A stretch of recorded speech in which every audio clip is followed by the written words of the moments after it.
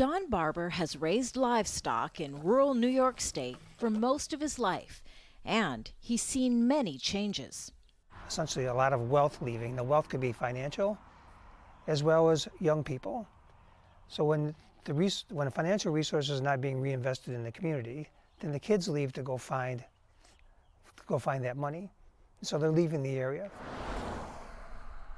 That's because for decades, the effects of globalization and free trade agreements have decimated the state's agriculture and manufacturing sectors. In the nearby town of Binghamton, like so many that dot New York State, more than 1/3 of the town's manufacturing jobs have disappeared. When Democratic presidential candidate Hillary Clinton campaigned to represent New York in the U.S. Congress, she promised to bring 200,000 jobs back to the region. But after 8 years in the Senate, this political scientist says the jobs never materialized, and I think that's another source of weakness for her, another source of strength for Bernie. The mainstream sort of faction of the Democratic Party ever since the early 1990s is that they're very good at sort of trafficking in the usual buzzwords, right? Bring manufacturing back. But then when it really comes down to it, they don't actually do anything.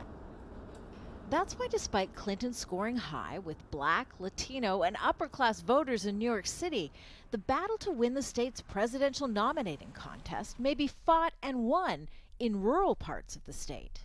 Talk about why Bernie matters to you. That's where many white, working-class voters see Clinton's promise to deliver economic recovery as nothing more than an election ploy.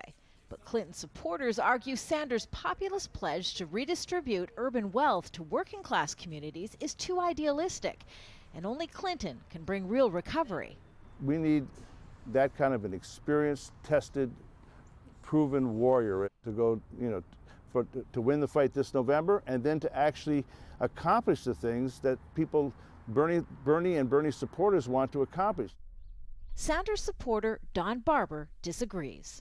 Everybody but Bernie is counting on the system that we have to save us. I happen to believe, Bernie, that it will never save us. And so we have to come up with a new system. The populist movement is what's going to change the direction of this country. He says it'll start with a win in New York State that he hopes will change the direction of the race to become the next Democratic presidential nominee. Kimberly Halkett, Al Jazeera, Ithaca, New York.